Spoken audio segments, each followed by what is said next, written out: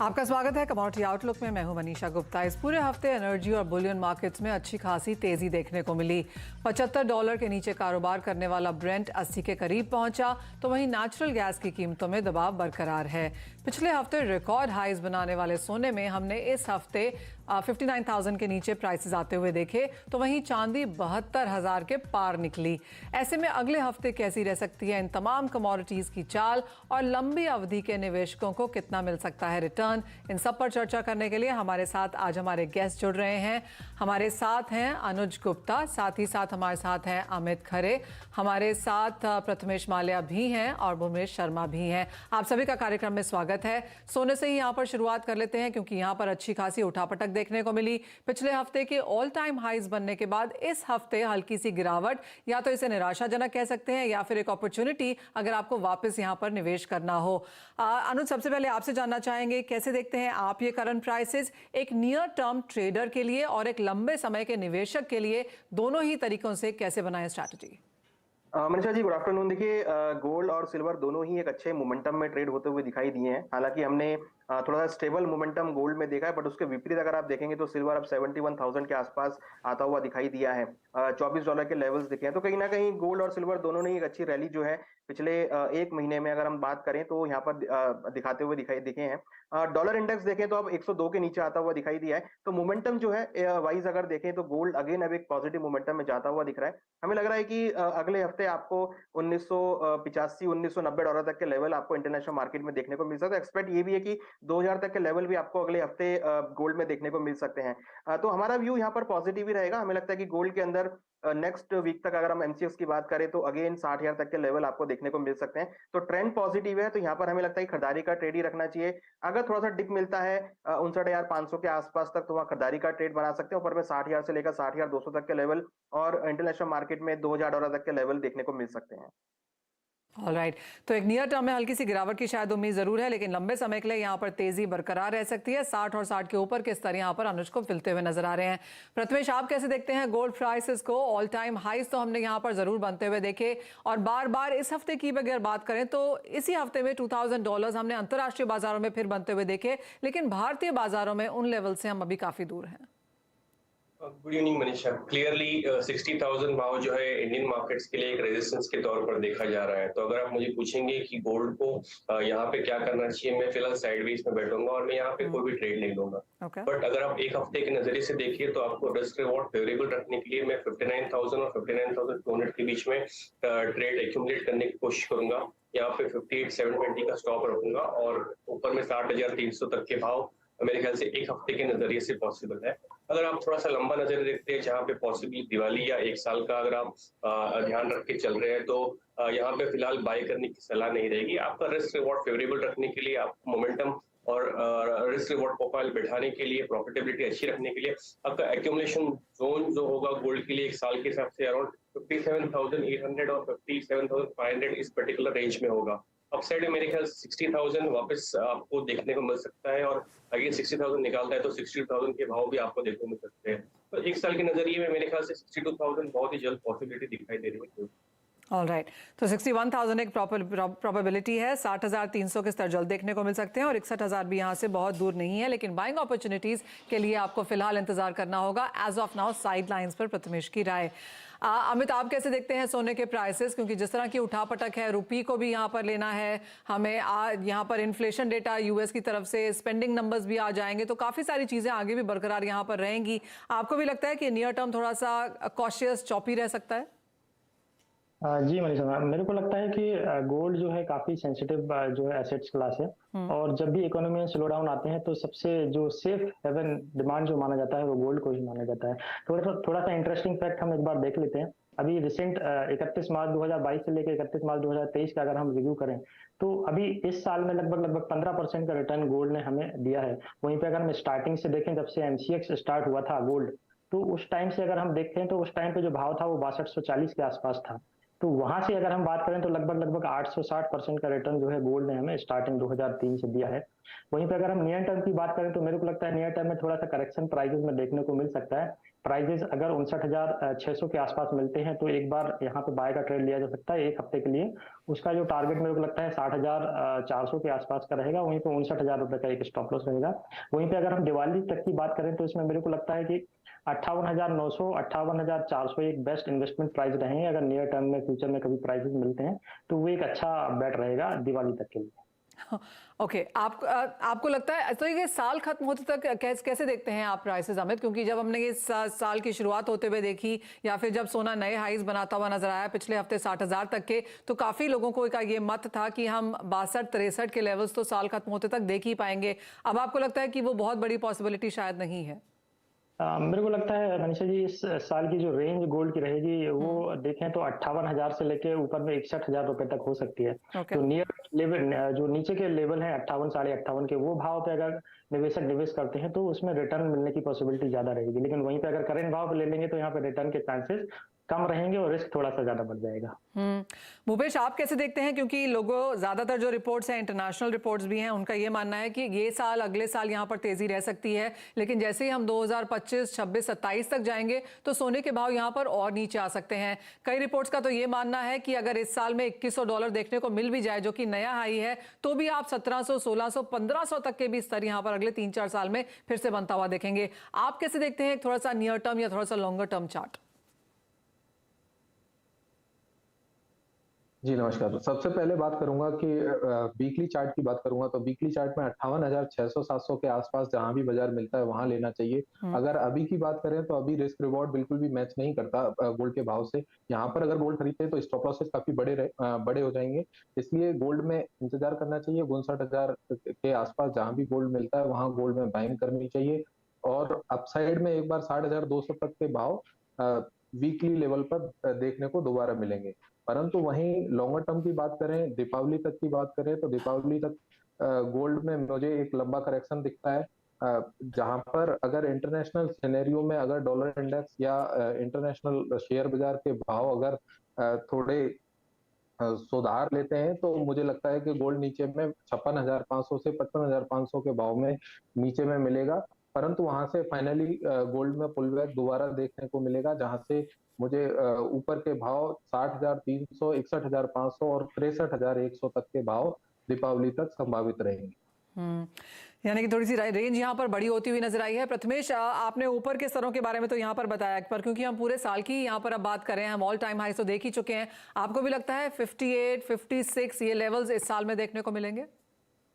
I think clearly Manisha 1800 का जो zone है वो क्लियरली एक्यूमुलेशन जोन है, और अगर आप अकॉर्डिंगली आप M6 के प्राइस को मैच करें तो वो अकॉर्डिंगली 56,000 57,000 के बीच में आता है।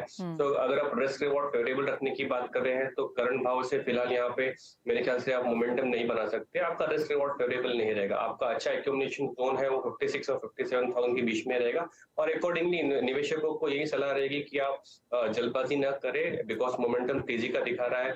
इसके लिए आप इसको एक्यूमुलेट करने की कोशिश ना करें। आपका बेस्ट फेवरेबल बाय जो है 56,000 57,000 के बीच में ही रहेगा। ऑल राइट, तो तेजी में यहाँ पर ना फंसे, एक मुनाफा वसूली यहाँ पर जरूर देखने को मिलेगी। इक्विटी मार्केट्स में हमने तेजी आते हुए देखी है तो रिस्क एपेटाइट यहाँ पर बाजार में फिर बढ़ी है, तो कुछ पैसा यहाँ पर सोने से निकलता हुआ नजर आएगा, तो उस लेवल का आप यहाँ पर वेट करें और उसी टाइम पे आप सोना खरीदें भी। लेकिन बात अब चांदी की कर लेते हैं, क्योंकि चांदी प्रेशियस मेटल्स में इस हफ्ते की स्टार रही है। अच्छी खासी तेजी के साथ कारोबार, मार्च में करीबन 10 से 12% की तेजी भी है, तो मार्च का महीना भी यहाँ पर काफी बेहतरीन बीता, और इस हफ्ते की अगर बात करें तो 2 से 2.5% की तेजी भी यहाँ पर है। अमित, कैसे देखते हैं चांदी को आप? चांदी में ज्यादा तेजी की एक्सपेक्टेशन लोग बता रहे हैं। हमने $28-30 प्रति आउंस के भी लेवल्स के टारगेट्स यहाँ पर इंटरनेशनल बैंक्स की तरफ से आते हुए देखे हैं। जी मनीषा जी, सिल्वर का कंपैरिजन अगर हम गोल्ड के साथ करते हैं तो ये साल जो है गोल्ड ने ज्यादा रिटर्न दिया है कंपैरिजन टू सिल्वर, क्योंकि 31 मार्च 22 से लेकर 23 तक का अभी अगर हम डेटा देखें तो गोल्ड 15%, वहीं पे सिल्वर लगभग 7.5% का ही मूवमेंट अपसाइड में देखने को मिला है। तो चांदी थोड़ा सा मेटल के साथ इंडस्ट्रियल प्रोडक्शन में यूज होता है, इसलिए इसका जो है परफॉर्मेंस थोड़ा गोल्ड के कंपैरिजन में कम रहा। अगर हम एक हफ्ते के नजरिया से देखें तो मेरे को लगता है प्राइजेस 72,100 के आसपास से थोड़ा सा करेक्ट हो सकते हैं, नीचे में 71,000 के आसपास तक अगले वीक तक प्राइजेस मिल सकते हैं। तो इस अगले वीक के लिए मेरे को थोड़ा सा प्राइसेस डाउन लगता है। वहीं पे अगर हम थोड़ा सा लंबा नजरिया लेके चलें दिवाली तक के लिए तो 69,000 के आसपास अगर प्राइसेस मिलते हैं तो वहां पे एक इन्वेस्टमेंट का अच्छा मौका रहेगा। प्राइसेस जो है मेरे को लगता है दिवाली तक 77 के आसपास तक हो सकते हैं। तो मौजूदा स्तरों पे थोड़ा सा करेक्शन और 69 के आसपास से जो है ट्रेडर्स को वहां पे बाय की अपॉर्चुनिटी देखने चाहिए। ऑलराइट, तो 3000 नीचे में मिले, 3000 नीचे में और करीबन 6000 ऊपर में एज ऑफ नाउ यहाँ पर करंट लेवल से रेंज बनती हुई नजर आ रही है। अनुज, आज आप कैसे देखेंगे चांदी को और आपको क्या लगता है एक्यूमुलेशन लेवल्स, बाइंग जोन्स कहाँ निकल के आएंगे? मनीषा जी, मुझे ध्यान है जब हमने साल के स्टार्टिंग में प्रोग्राम किया था तो हमने यही डिस्कस किया था कि चांदी जो है 70 से लेकर 72,000 तक आपको दिवाली तक देखने को मिलेगी। तो ये टारगेट जो है वो मार्च एंड से पहले ही यहाँ पर आ गए हैं। तो कहीं ना कहीं जो एक ऑप्टिमिज्म है वो चांदी में देखने को मिला। हालांकि जो हम गोल्ड का टारगेट कर रहे थे 62,000 60,000 दिवाली तक, वो भी मार्च में ही हिट होता हुआ दिखाई दिया है। तो ओवरऑल जो मार्केट सेंटिमेंट्स थे वो पिछले एक महीने में काफी तेजी से चेंज हुए हैं।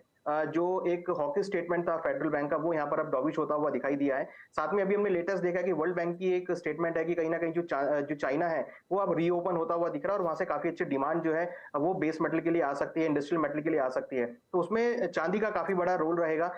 तो मुझे लग रहा है कि चांदी जो है अब एक आउट परफॉर्म करती हुई दिखाई देगी। हालांकि अगर आप देखेंगे तो अभी भी सिर्फ ये $24 के आसपास है, जहां पर गोल्ड अगर आप देखेंगे तो $1900 के ऊपर ट्रेड कर रहा है। तो जो सिल्वर और गोल्ड का रेशो है वो यहाँ पर अभी भी ये इंडिकेट कर रहा है कि सिल्वर के प्राइस अभी भी थोड़े से अंडरटोन में है, जहां पर एक अच्छी रिकवरी हम एक्सपेक्ट कर सकते हैं। तो चांदी मुझे लगता है कि अगर हम एक शॉर्ट टर्म में बात करें तो 73,000 से लेकर 74,000 तक देखने को मिल सकती है। और अगर हम एक दिवाली तक बात करें तो मुझे लग रहा है कि 75 से लेकर 80,000 तक के लेवल आपको देखने को मिलेंगे। इंटरनेशनली $26 एक छोटा सा रेजिस्टेंस है, अगर वो ब्रेक होता है तो $30 के आसपास मार्केट हिट होता हुआ दिखाई देगा। और अगर $30 मार्केट ब्रेक होता है तो ऊपर मुझे लगता है कि स्काई काफी बड़ा रहेगा, जहां पर आपको अगेन 40 से लेकर $50 तक के लेवल आपको चांदी में देखने को मिल सकते हैं। बट इनिशियली हम 26 से लेकर $30 को टारगेट करेंगे। $30 अगर ब्रेक होता है तो then will revise our target. But initially हम डोमेस्टिक मार्केट में 75 से लेकर 80,000 तक का दिवाली तक का व्यू देख के चल रहे हैं सर। वेल एब्सोल्युटली, जैसे आपने कहा चांदी बहुत ही सुंदर कमोडिटी है। अगर सेफ हेवन फ्लाइट हो तो भी चांदी को फायदा है और अगर बेस मेटल्स यहाँ पर चढ़े तो भी चांदी को फायदा है। तो दोनों तरफ में चांदी यहाँ पर बेहतर होती हुई नजर आएगी। और वो हंट ब्रदर्स वाली स्टोरी जो है हम बार बार दोहराते भी हैं प्रथमेश, $50 का ऑल टाइम हाई है, हम आधे लेवल पे फिलहाल खेल रहे हैं। और जैसे अनुज कह रहे थे कि हाँ 30 तक की अगर पॉसिबिलिटी है वो लेवल निकलता है तो स्काई इज द लिमिट। आप कैसे देखते हैं ये साल और थोड़ा सा लंबा भी, अगर आप यहाँ पर एक फील्ड चुनना चाहें, क्योंकि industrial demand, energy transition, green energy की जो बातें हैं, चांदी आप कहाँ उन लेवल्स को या उन टारगेट्स को अचीव करती हुई दिखेगी? I think clearly in comparison to gold, silver एक industrial commodity plus investment commodity दोनों ही तौर पर देखा जा सकता है। दोनों की तरफ से, दोनों साइड से अगर डिमांड इंटेंसिव रही तो सिल्वर को आउट परफॉर्म करते हुए मेरे ख्याल से गोल्ड को देखा जा सकता है। अपसाइड वाले लेवल्स मैं भी मानता हूँ यहाँ पे 75,000 और 80,000 यहाँ पे मेरे ख्याल से लंबा नजरिए एक साल का अगर व्यू रखते हैं तो पॉसिबिलिटी अपसाइड की दिखाई दे रही है। लेकिन अगर आप मुझे पूछेंगे कि इन्वेस्टर्स को इस भाव पे एंट्री करना चाहिए तो मैं यहाँ पे फिलहाल वेट की सलाह दूंगा। बेस्ट एक्यूमुलेशन जोन्स अगर आपको इन्वेस्टिंग पर्सपेक्टिव से तो समवेयर अराउंड 65 और 67,000 के बीच में रहेगा और अपसाइड जो है वो 74 फर्स्ट, उसके बाद 80,000। बट यहाँ पे फिलहाल इस पर्टिकुलर भाव पे इन्वेस्टर्स को फिलहाल वेट एंड वॉच करने की सलाह रहेगी। ऑलराइट, भूपेश आपका क्या नजरिया है? आप किस तरह की रेंज बनती हुई देखते हैं इस साल के लिए? जी, सबसे पहले मैं कहना चाहूंगा कि सिल्वर का एक बेंचमार्क लेवल शॉर्ट टर्म के लिए बना हुआ है 70,000 रुपए का। 70,000 रुपए के ऊपर जब तक सिल्वर ट्रेड कर रही है तब तक सिल्वर का मार्केट पॉजिटिव बना रहेगा। परंतु गोल्ड की तुलना में बात करूंगा तो गोल्ड की तुलना में ये मार्केट अभी भी अंडर परफॉर्म करता हुआ मुझे दिखता है। लगता नहीं कि सिल्वर का बाजार ऊपर में गोल्ड की तुलना में कहीं ज्यादा तेज हो पाए आगे भी भविष्य में। और इसमें बड़ी तेजी आने के लिए अपने को एक स्पेसिफिक लेवल 73,500 के लेवल का ध्यान रखना होगा। 73,500 के भाव जब तक क्रॉस नहीं होते सिल्वर में तब तक बड़ी तेजी की इसमें संभावना नहीं लगती। शॉर्ट टर्म के लिए 70,000 के लेवल बेंचमार्क लेवल्स हैं। इसके नीचे सिल्वर में किसी प्रकार की बॉटम फिशिंग का ट्राई नहीं करना चाहिए। ऑलराइट, तो क्लियरली सभी एक्सपर्ट्स ने यहाँ पर आपको लेवल्स दिए हैं। सोने और चांदी में किस तरह से कारोबार करें, करंटली कैसे करें, दिवाली तक क्या राय है और उसके लंबे समय के सभी टारगेट्स आपको यहाँ पर बताए गए हैं। ये बात हुई सोने चांदी की। एक रुकेंगे ब्रेक के लिए, जब लौटेंगे तो बात यहाँ पर कच्चे तेल की करेंगे, क्योंकि ये एक कमोडिटी है जो सभी एसेट क्लासेस को मूव करने की ताकत रखती है। आपका स्वागत है। बात अब कच्चे तेल की करेंगे, जहां पर ये दूसरा लगातार ऐसा हफ्ता है जहां पर तेजी के साथ कारोबार है। इस हफ्ते की अगर बात करें तो करीब 5% की बढ़त के साथ कारोबार है। और सिर्फ WTI और ब्रेंट ही नहीं, रशियन उरल्स भी अपने 2 साल के लोज से ऊपर आते हुए नजर आए हैं। रशियन उरल्स अब देखना इंपॉर्टेंट हो जाता है क्योंकि भारत, चाइना ये वो देश हैं जिन्होंने नियर रिकॉर्ड इंपोर्ट्स रशिया से किए हैं। भूपेश, आपसे जानना चाहेंगे कैसे देखते हैं आप क्रूड ऑयल प्राइसेस को और अगले हफ्ते के लिए अब यहाँ पर क्या स्ट्रैटेजी बनाई जाए? जी मैम, 6000 के ऊपर एक बेंचमार्क लेवल रहेगा क्रूड का, और इस भाव के ऊपर जब तक क्रूड लगातार ट्रेड कर रहा है तब तक इसमें तेजी का ट्रेंड बरकरार रहेगा। अपसाइड में मुझे लगता है कि 6250 से लेके 6370 रुपए तक के टारगेट अगले भाव में अगले सप्ताह तक संभावित रहेंगे। प्रथमेश, चाहे वो रशिया है या चीन की डिमांड है, डॉलर है, यूएस इन्वेंट्रीज का गिरना है, काफी सारे फंडामेंटल्स हमने इस हफ्ते में डील किए हैं। अगले हफ्ते क्या कुछ वॉच करना चाहेंगे आप और आपके लेवल्स क्या हैं? आई थिंक मैं भी यहाँ पे 6200 पॉसिबल मेरे ख्याल से अगले हफ्ते के लिए देख रहा हूँ, बट मेरे ख्याल से यहाँ पे अगर आप फ्यूचर्स में ट्रेड ले रहे हैं, यह काफी अनप्रेडिक्टेबल हो चुका है क्रूड ऑयल और नेचुरल गैस का मार्केट्स। तो यहाँ पे मैं फिलहाल यहाँ पे नेक्स्ट वीक के लिए कोई ट्रेड लेने की सलाह नहीं दूंगा, लेकिन वेट एंड वॉच रहेगा। वोलेटाइल मार्केट से काफी 6250 के लेवल्स रहेंगे और अकॉर्डिंगली आपको ट्रेड सेटअप जो बनता हुआ दिखे।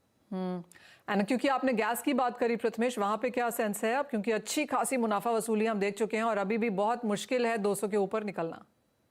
आई थिंक ये गैस काउंटर कंसिस्टेंटली नीचे की तरफ का फॉल है, इसमें कोई भी मोमेंटम अपसाइड की तरफ दिखाई नहीं दे रहा है। मेरे ख्याल से ये अभी यहाँ पे स्टेबल होना है तो 130 और 135 के जोन में ही स्टेबल होते हुए दिखाई देगा।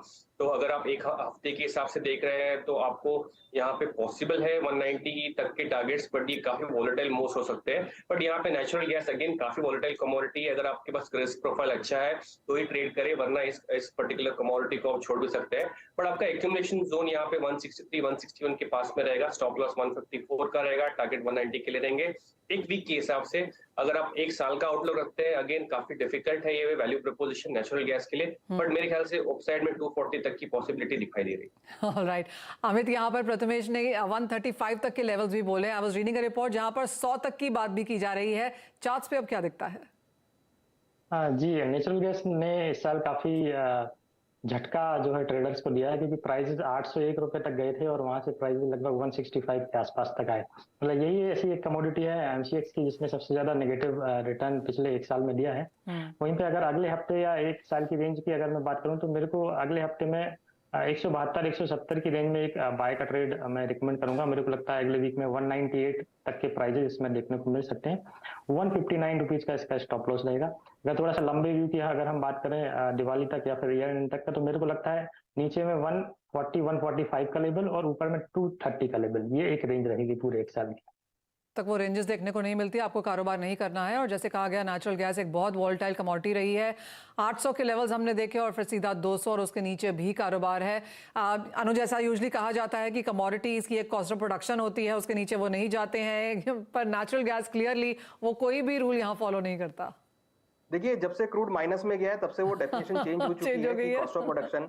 देखिए, तो अब हम उस बात पे बिल्कुल बिलीव नहीं करते कि कमोडिटी जब क्रूड एक माइनस हो सकता है तो प्राइस कहीं भी जा सकते हैं। बट डेफिनेटली जो हमने एक क्रूड के अंदर रिकवरी भी देखी थी वो भी बहुत शार्प थी। अगले ही दिन हमने देखा था कि सीधा प्लस $10 पे क्रूड खुला था, -40 से +10। तो ऐसा मोमेंटम जो है वंस अ वाइल होता है, बट डेफिनेटली जब भी लोअर लेवल्स आते हैं तो वहां पर काफी एक्यूमुलेशन देखने को मिलता है। इवन अगर हम एक टेक्निकल पॉइंट ऑफ व्यू से देखें, अगर आप ओपन इंटरेस्ट देखेंगे नेचुरल गैस के अंदर अपने एमसीएक्स के अंदर ही, तो वहां पर काफी ओपन इंटरेस्ट बिल्डअप होता हुआ दिखाई दिया है। तो इसका मतलब ये दिख रहा है कि कहीं ना कहीं लोग इस रेट पर एक्यूमुलेट कर रहे हैं, जो कि मुझे लग रहा है कि कहीं ना कहीं एक अच्छा ब्रेकआउट की वेटेज है। जैसे ही कोई ब्रेकआउट देखने को मिलेगा तो एक अच्छी रैली यहाँ पर देखने को मिलेगी। और अगर मैं यहाँ पर टारगेट की बात करूं आने वाले 6 से 7 महीने के लिए, क्योंकि आगे विंटर सीजन रहेगा, स्ट्रॉम सीजन रहेंगे, तो उसमें एक अच्छा मोमेंटम देखने को मिलेगा। तो मुझे लग रहा है 250 से लेकर 300 तक के लेवल आपको आने वाले 4 से 5 महीनों में देखने को मिल सकते हैं।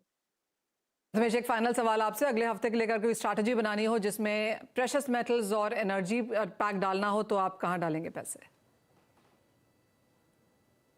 मुझे लगता है कि अगर मेरे को पैसे डालने हैं तो मैं सब में डाइवर्सिफाई करूंगा, क्योंकि जिस तरीके के टेक्निकल चार्ट्स पे ब्रेकआउट देखने को मिला तो डेफिनेटली सभी कमोडिटी एक वॉलेटाइलिटी में है और एक अच्छी डायरेक्शन में दिख रही है। तो मुझे लगता है कि 20% मैं चारों कमोडिटी में पैसा डालूंगा, गोल्ड, सिल्वर, क्रूड और नेचुरल गैस में। इवन मैं यहाँ पर बेस मेटल को भी ऐड करूंगा, क्योंकि जो पैक है पूरा ये एक अपसाइड मोमेंटम में चल रहा है और यहाँ पे कहीं ना कहीं अगर हम पांचों को ऐड करेंगे तो आपका कहीं ना कहीं जो रिस्क है वो मिटिगेट भी होगा और स्लो एंड स्टडी आपका जो पोर्टफोलियो है वो प्रॉफिट में आता हुआ दिखाई देगा। प्रथमेश, आपको अगर कोई कमोडिटी एक चूज करनी हो तो आप क्या लेंगे? एक कमोडिटी अगर वो उसमें रिस्क प्रोफाइल अच्छा है तो मैं यहाँ पे क्रूड की सलाह दूंगा। मेरे ख्याल से क्रूड में आपको मोमेंटम अच्छा देखने को मिल सकता है 6,250 ओके, तो एक खरीदारी की राय यहाँ पर कच्चे तेल में आती हुई, और वो शायद एक टॉप ट्रेड अगले हफ्ते में आप यहाँ पर बना भी सकते हैं। लेकिन इसी के साथ शो समेटने का समय है। बहुत शुक्रिया अनुज, प्रथमेश, अमित, भूपेश, आप सभी का साथ जोड़ने के लिए, आपके समय के लिए और वो सारी स्ट्रैटेजीज शेयर भी करने के लिए। इसी के साथ मुझे दीजिए इजाजत, लेकिन आप बने रहिए CNBC आवाज़ पर।